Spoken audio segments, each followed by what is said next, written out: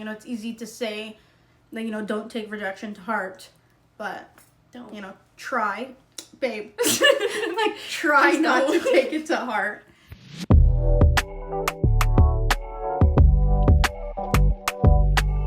Hey everyone, it's Big Sis. And Lil Sis. Let's discuss job hunting. Before we jump in, don't forget to like, share, and subscribe, and drop a comment below. Now let's get into it. Okay, so we all know Mel's graduating. She just had prom. Very exciting, very fun. She's preparing for her grad, which is coming up soon. But in the meantime, summer's approaching very fast. Her school year is ending, and we are finally looking for her first real full-time summer job. Yeah. So the job that I was at, you guys know I was at a job, I think. If you don't, I was a legal assistant, and I got that job through co-op, which is an amazing opportunity. I learned a lot there, and I got to put that on my resume aside from just volunteer experience, which there's nothing wrong with. But now I'm looking for a full-time summer job. And let me tell you guys, if you live in Ontario, I don't know how it is in the rest of Canada, but if you live in Ontario, that's all I gotta say. It's just insanely hard to find a job nowadays, and I just don't understand why. And it doesn't matter. There's so many people my age, your age. It doesn't matter how old you are. It just gets so harder and harder, I feel like. And I'm very open to, anything, right? Because it's my first, real job, right? I'm not being picky with it. And I had this conversation with sister because I realized I was being a little picky. And then she was like, don't be picky because it's your first, real job. Mm-hmm. You need the experience. Anything will be experience. So then I stopped doing that, and now I've applied to 118 jobs on Indeed.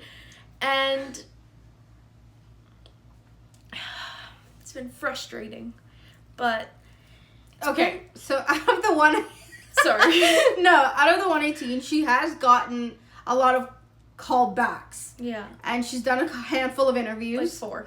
Okay. Out of 118. Keep that in mind. At least there's 4. I'm grateful. Yeah, this is the job market. This is the climate right now.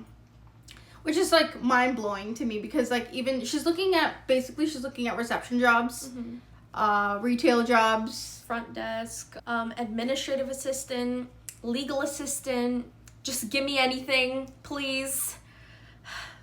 Guys, it's frustrating. It actually is. And I know a lot of you guys can share that frustration with me and with you. It's just insanely hard. And it's really easy to give up on it. I've contemplated just giving up, but then I'm like, I got bills to pay. Yeah.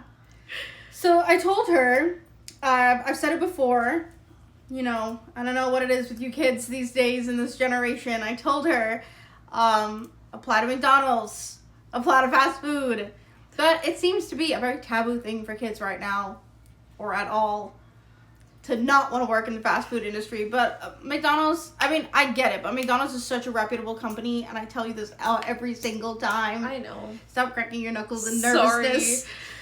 But, okay, so why we wanted to talk about this today was because we understand the difficulty that it is finding a job right now, whether it's a career long-term job or even just your first job right out of high school. Yeah. So she did get her first job through her co-op. So Mel didn't really have to, she did do her interview for the co-op, which was really good. She got that opportunity, but she didn't go through 118 job apps before she got it, right? Yeah. So now she's experiencing that for the first time. I kind of want to know what you've learned so far that you can share and maybe find out if there's anything that I can help you with that I haven't helped you with already. Mm-hmm. Number one, if you have someone older than you that has gone through it already, which you probably do, go to them and ask them because it will be very helpful because you know what you're going into. You can search it up on the internet. Most of them are pretty common questions, but when you're there and you've never done it before, it's really easy to freeze. And if you don't have a lot of experience, and I only have 2 things, 3 things on my resume because it's my first job I'm looking for, right? There's not a lot that I can talk about. But I think the number one thing is be prepared. Because the first interview that I did, I was like, I got it.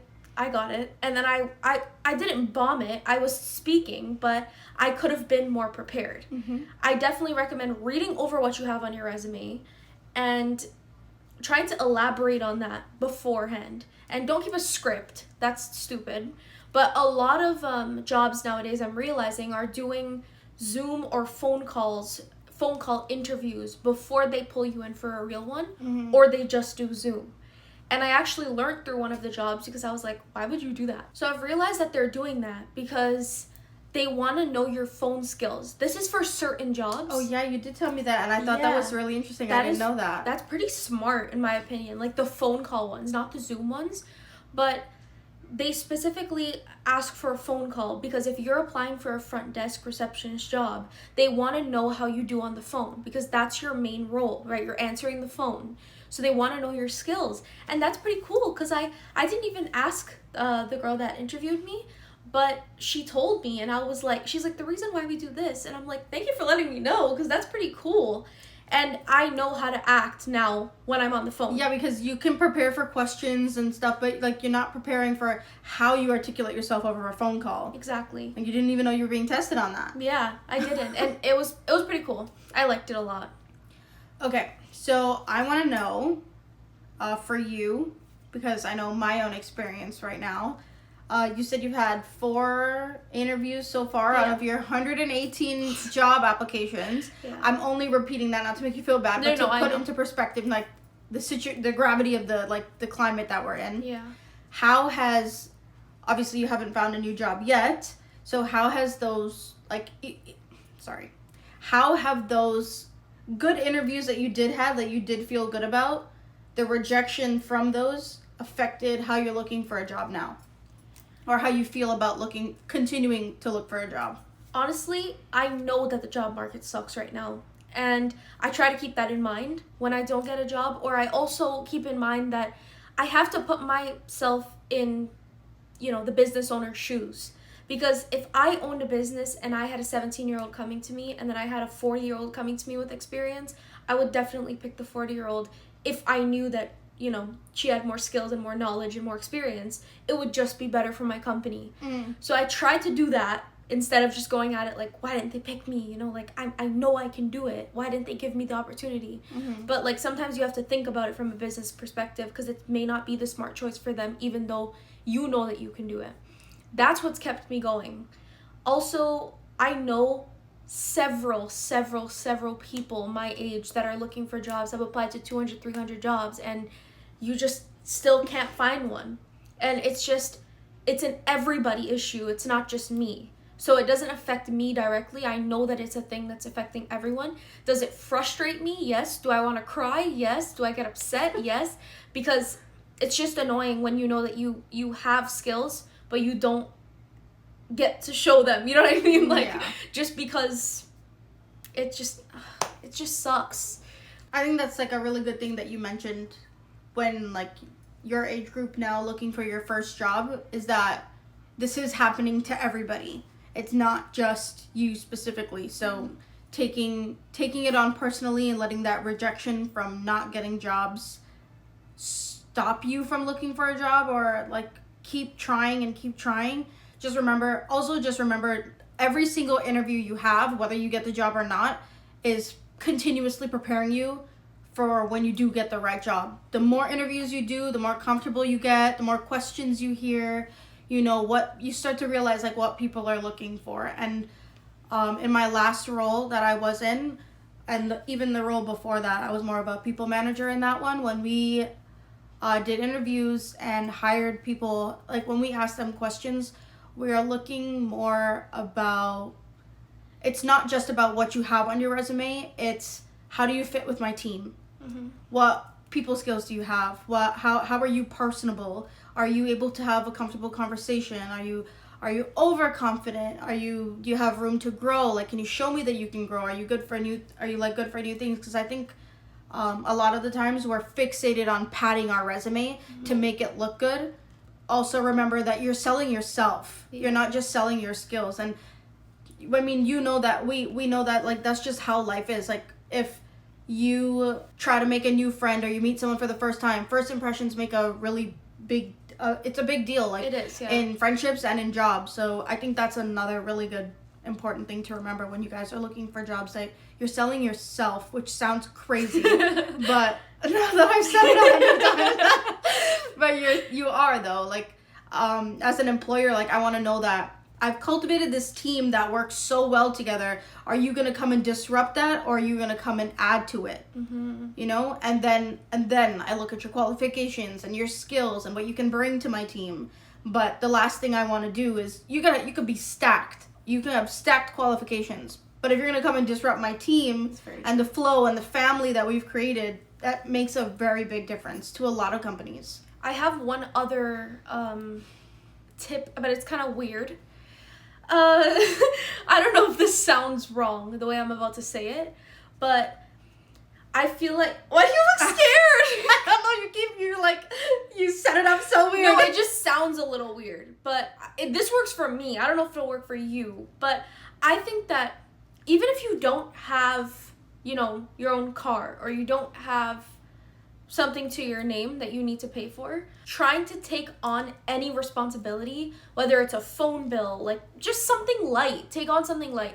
I feel like that teaches you a good amount of responsibility, because when I got my car, I had a set job, you know, I wasn't scared for when I have to pay insurance, when I have to pay gas.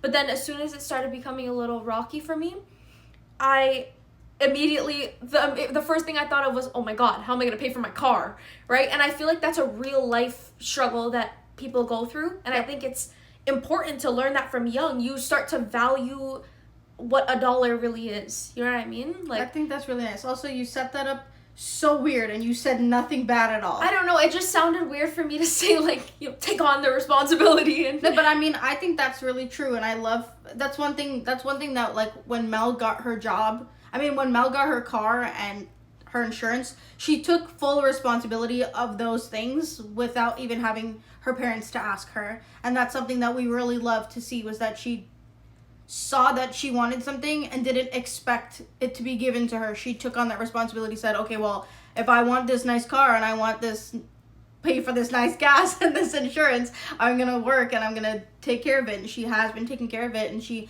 makes sure she also, like, saves her money so she can pay for it also. Like, when we both had our layoffs last year. Yeah, it was a tough time. It was. It was our first video.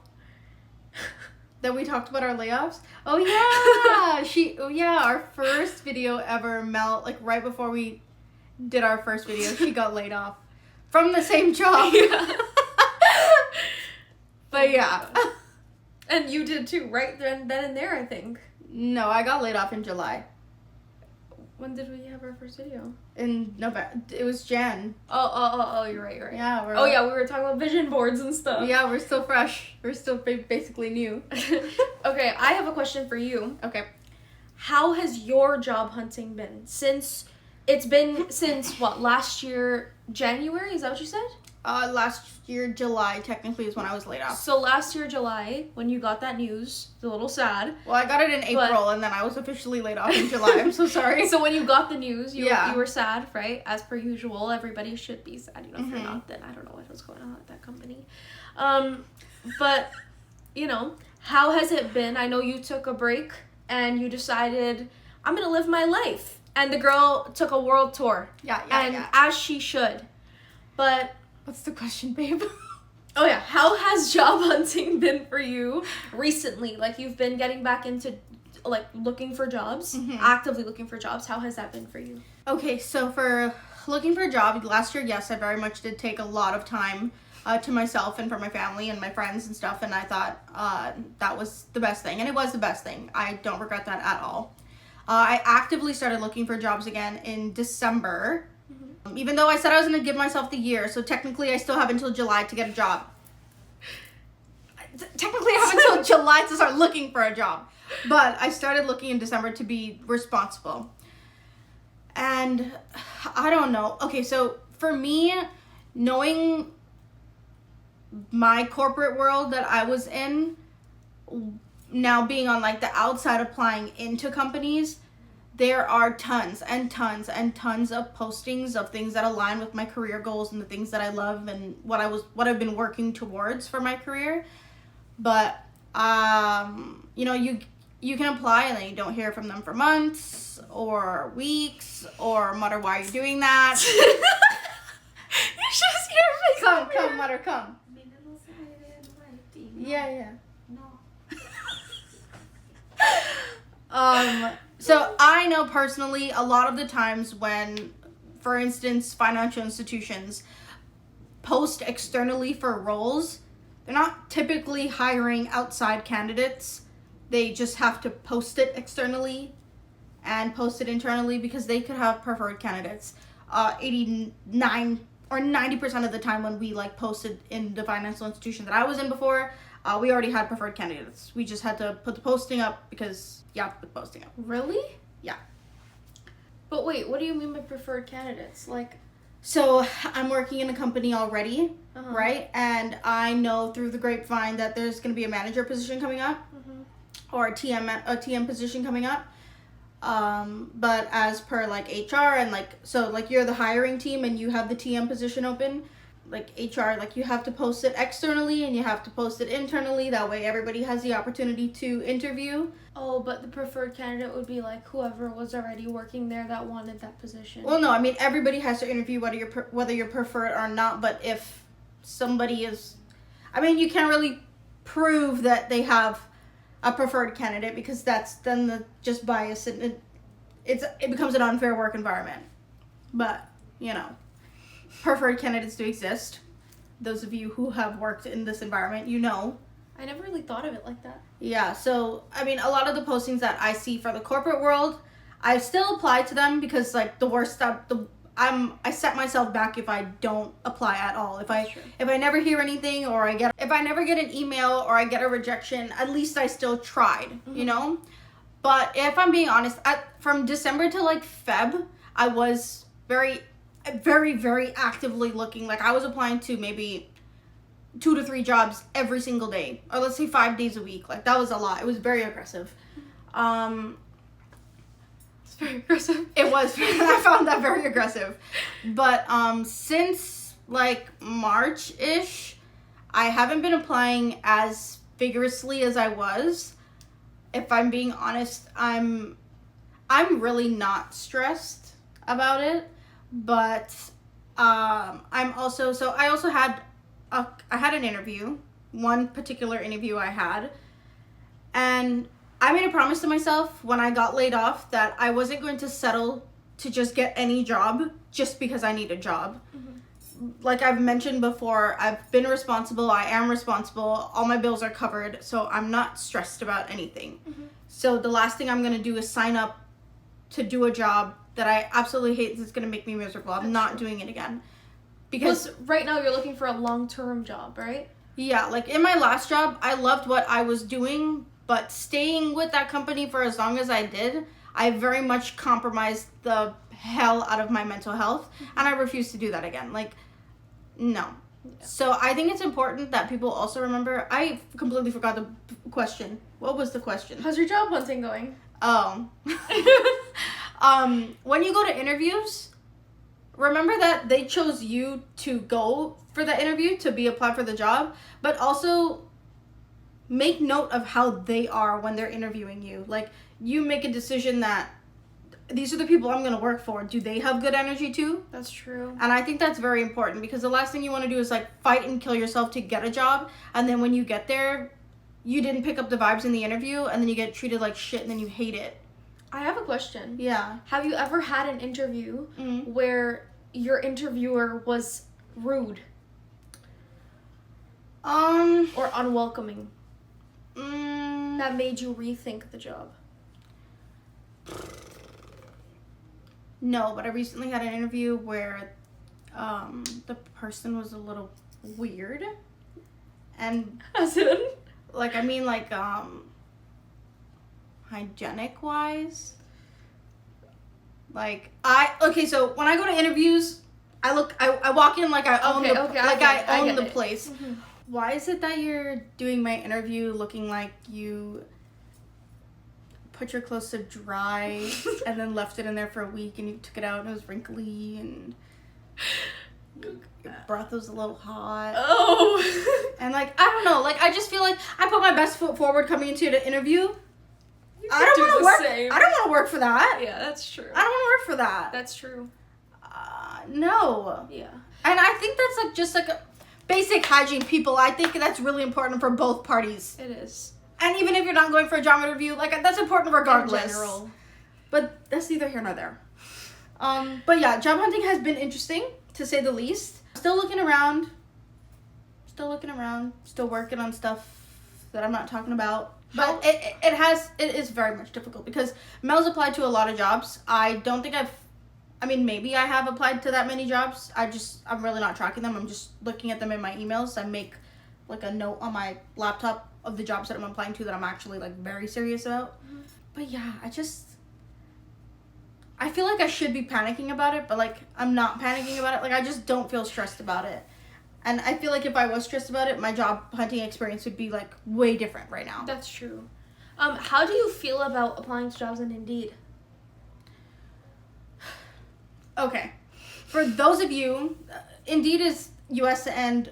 I think so. Yeah, right? I believe LinkedIn is the same way. Mm-hmm. Applying on LinkedIn, I know you asked about Indeed. Mm-hmm. Okay, fine. Let's just start with Indeed. Mm-hmm. I find that 50% of the postings on Indeed, I feel like are not real. Mm-hmm. Do you feel like that? Yes. Because, like, why is your company name so obscure? Why, when I Google you, you don't exist? It's true. Why is your job description so confusing? That happened to me the other day. Like, who's vetting these postings? It's true. And you think if I just apply for shits and giggles, right? And you think you're going to call me and I'm going to go? Yeah. You need to give me more information. Where you located? How many employees you got? Why don't you have a Google search? Why don't you have a website? What do y'all do? For real, what y'all do? It's true. Like... How about LinkedIn? I don't know. LinkedIn is good.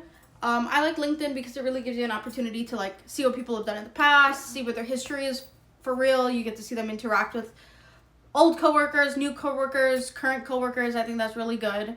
Every time I've been applying for a job, if I get the interview, I immediately, like, when I find out who's going to interview me or they send me a link, I'll go on LinkedIn and search it up. Yeah. Just search them up, just so I can see, their background, what kind of person they are. Mm-hmm. That's important. That's what you should do. You could get a good feel of, who they are, how they are. I think LinkedIn that's just, like, a real thing. Like, yeah. It's like when you, like, code switch around groups of people. It's like when you're at work, you have your professional voice. When you're at home, you have your family voice. Yeah. When you're with your friends...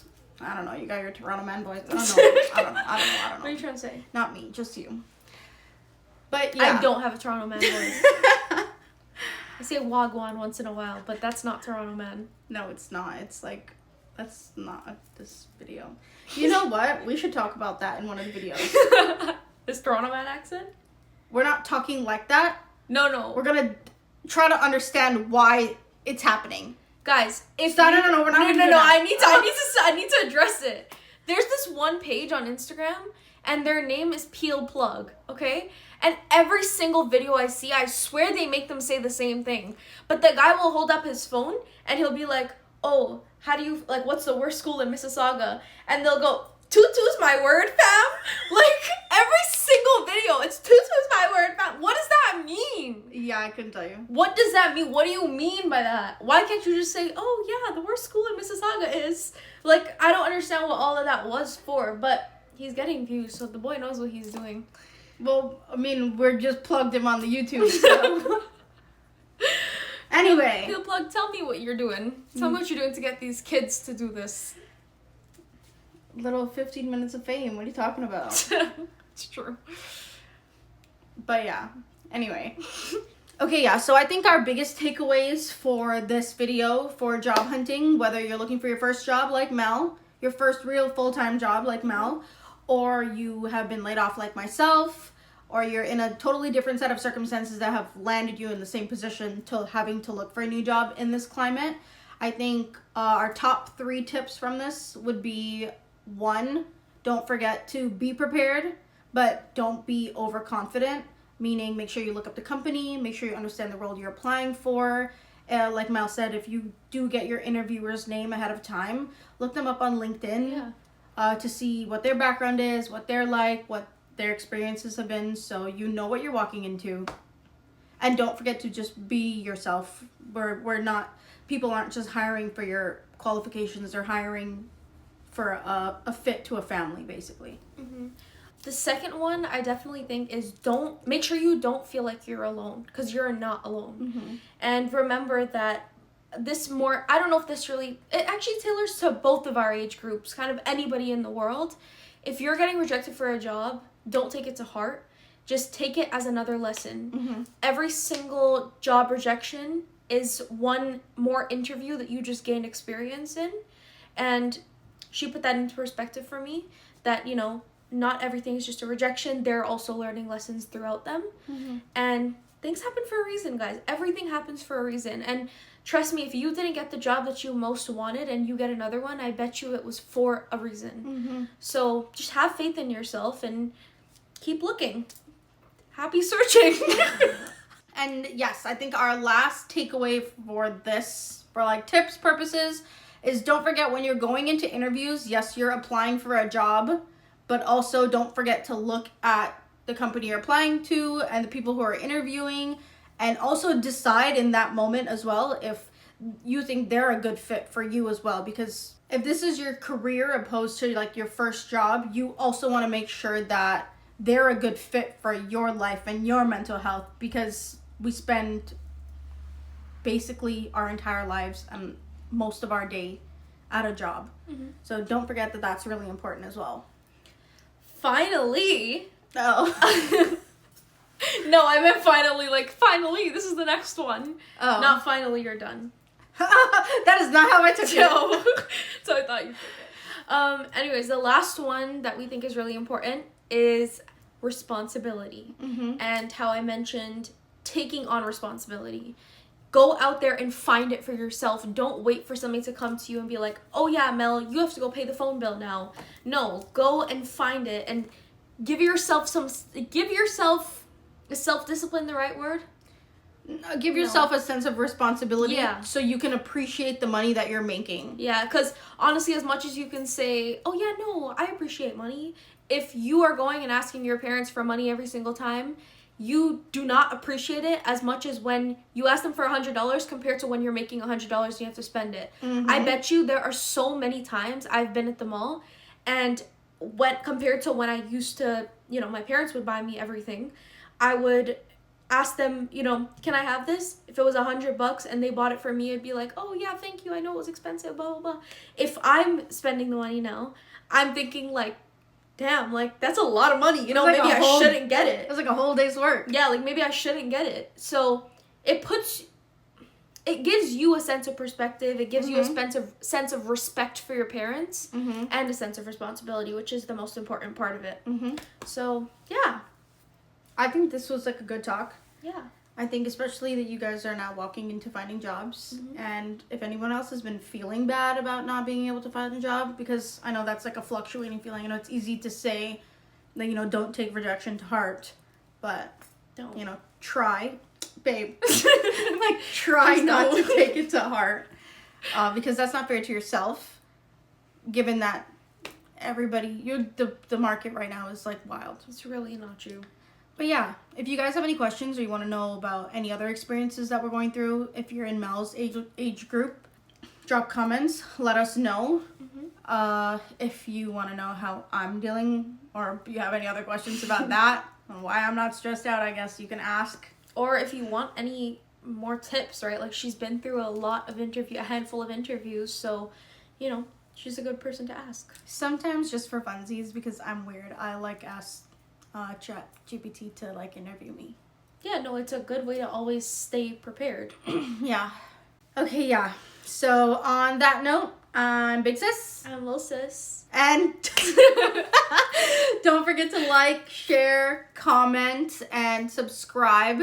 Don't forget to turn on your notification button so you can keep up with us. We have quite the couple weeks coming up, so we'll keep you in the loop on that as well. But yeah. Thanks for listening. Don't forget, let us know if you have questions.